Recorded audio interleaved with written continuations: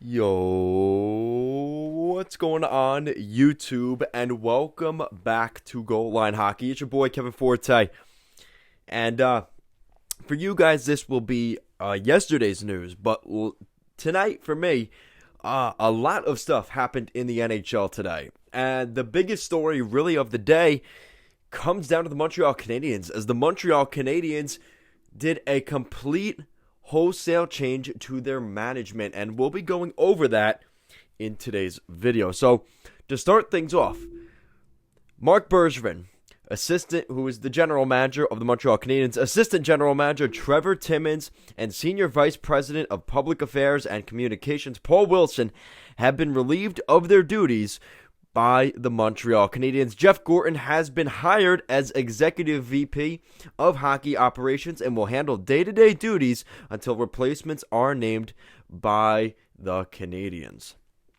All right, so this is an interesting tale here with the Montreal Canadiens, as Marc Bergevin, who has been there since April of 2012, just a decade, well, pretty much a decade into his time in Montreal, we are going to see a new Habs general manager. Jeff Gorton, most recently, who is the new guy, he will be taking over as the guy. He is the main guy until they find other guys to fill the other roles, general manager, assistant, and everything else.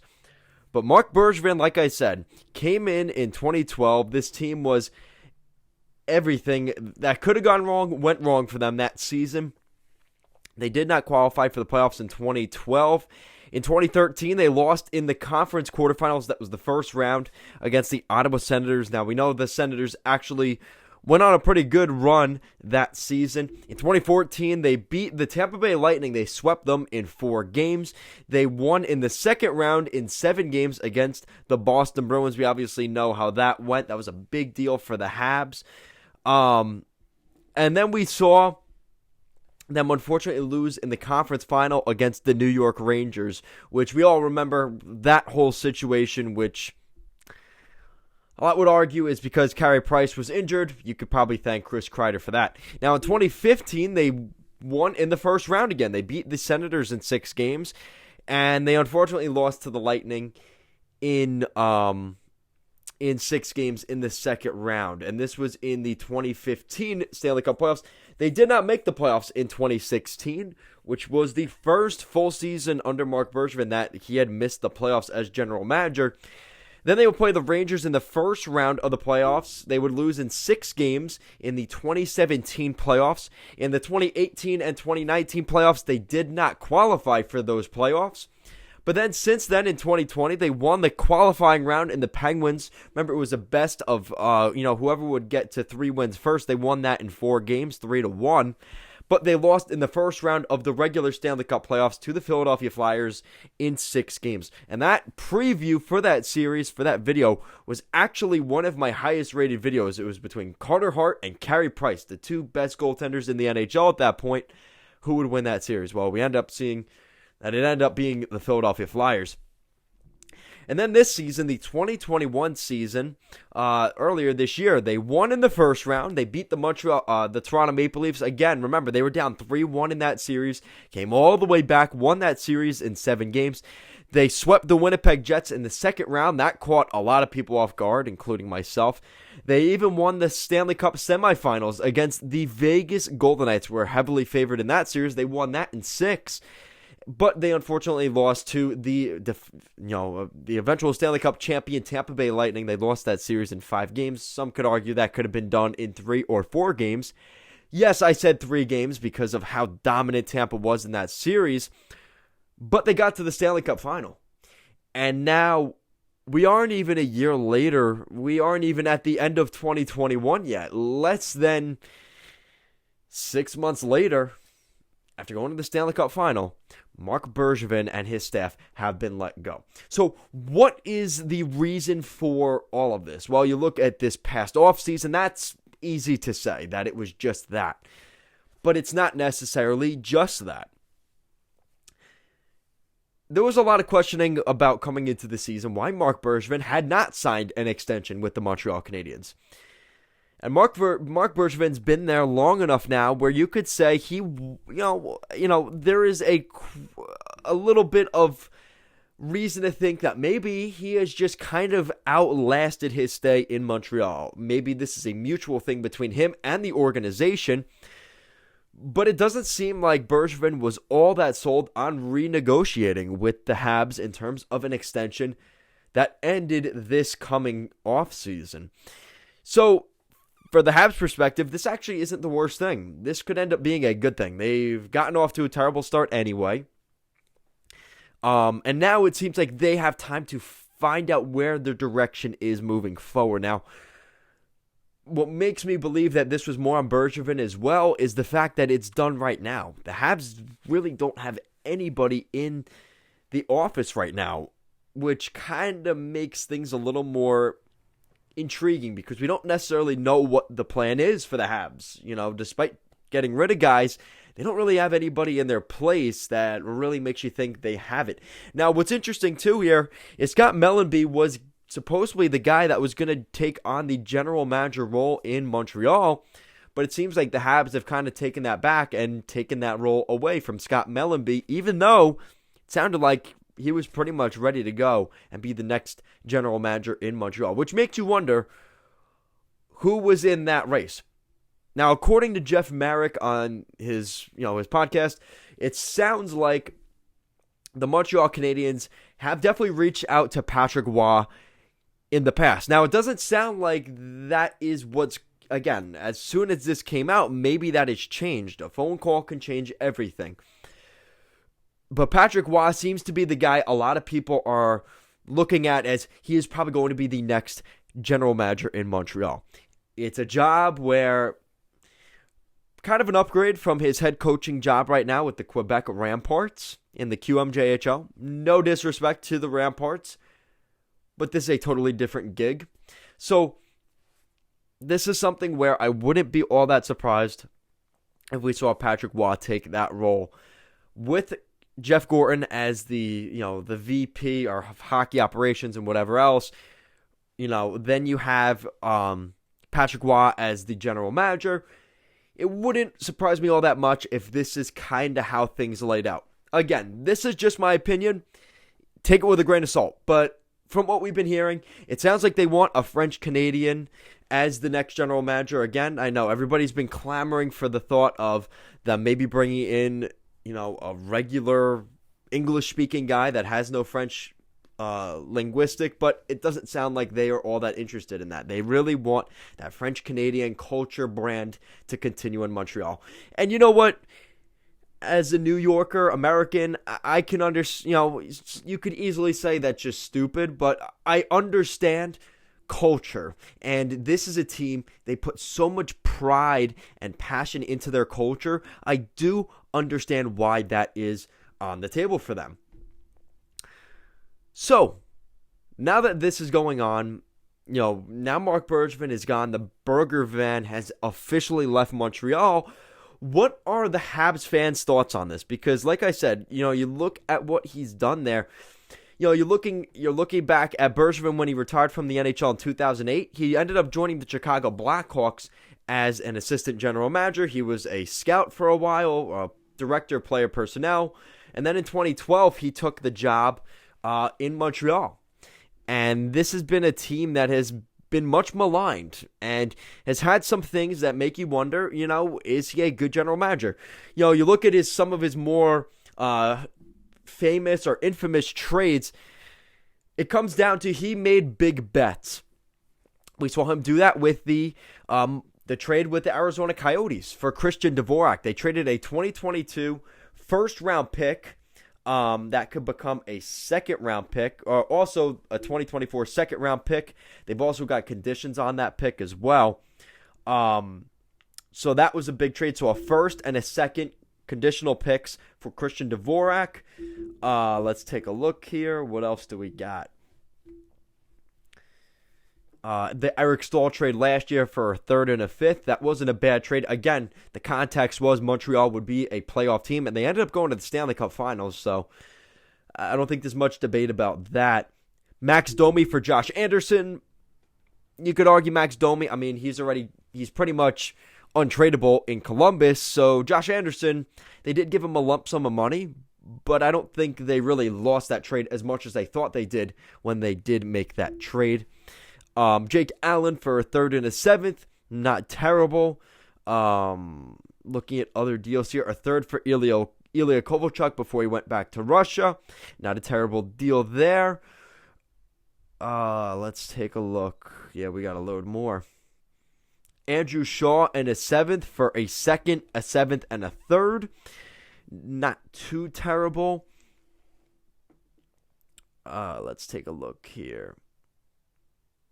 Just kind of looking through some of these trades because there obviously is some bigger ones that he made. He goes swinging on some of these deals. Like, remember here in 2018, in the beginning of the season, they trade Max Pacioretty, the captain of the Montreal Canadiens, goes to the Vegas Golden Knights, and most of his salary for Tomas Tatar, Nick Suzuki, and a 2019 second-round pick, which has become Samuel Fagemo, which we don't really know much about.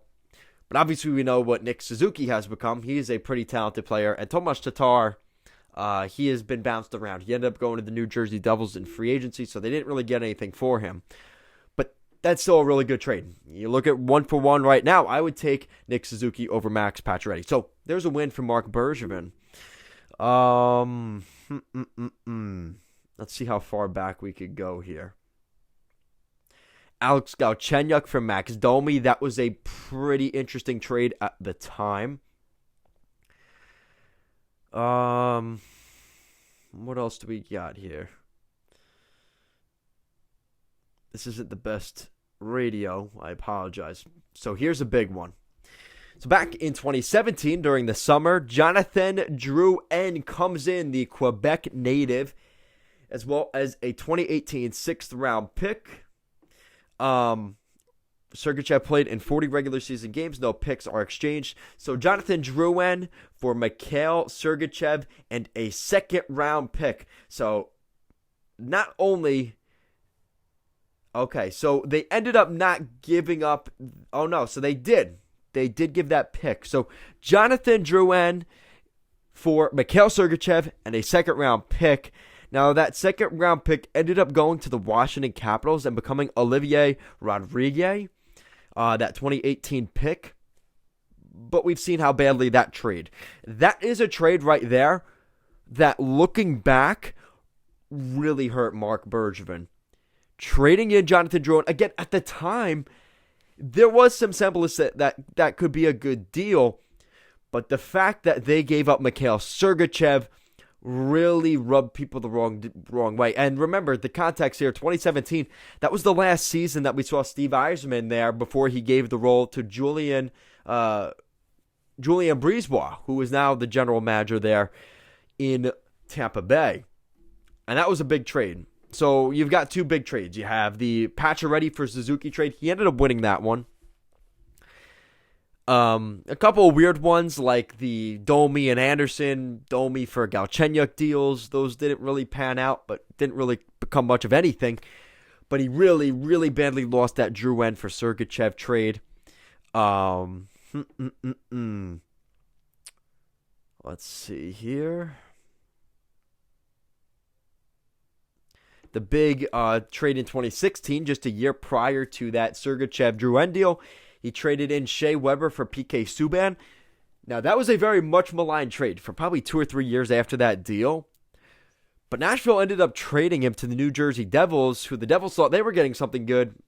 And no discredit here to Subban, but he is not the same player he was. And they are kind of, the last 2 or 3 years of that contract have been kind of chewing on that really raw and not enjoying it too much. So that is not even that bad of a trade. Now, obviously, Shea Weber, he is kind of done at this point. They haven't said the R word, the retirement for Shea Weber, because of the amount of cap penalty that will come for the Nashville Predators, but that is definitely something to look at.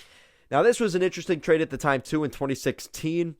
That summer, they traded in, the Montreal Canadiens acquired Andrew Shaw and his $3.9 million cap hit for 2 second-round picks.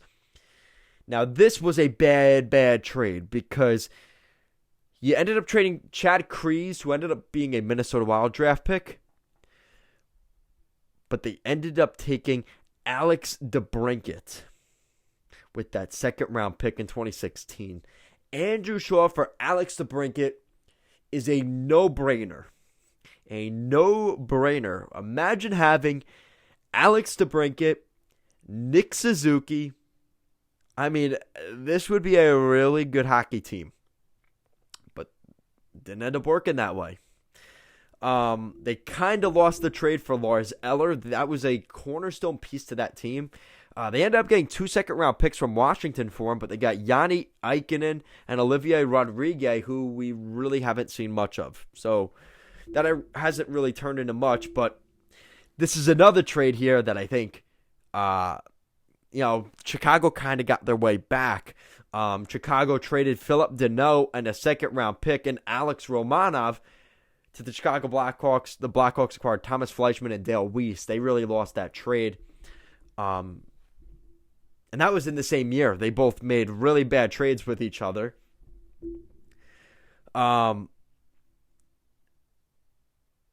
So that's pretty much it for that. Again, overall, Marc Bergevin had his trades. I mean, you look at this trade, I was looking for this one.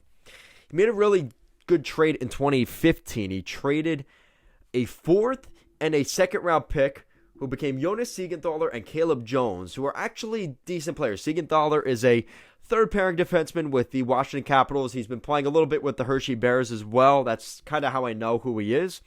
And Caleb Jones has become, again, a second or third-pairing defenseman with the Edmonton Oilers for Jeff Petrie, who is a really solid defenseman. So I will consider that a win for the Montreal Canadiens.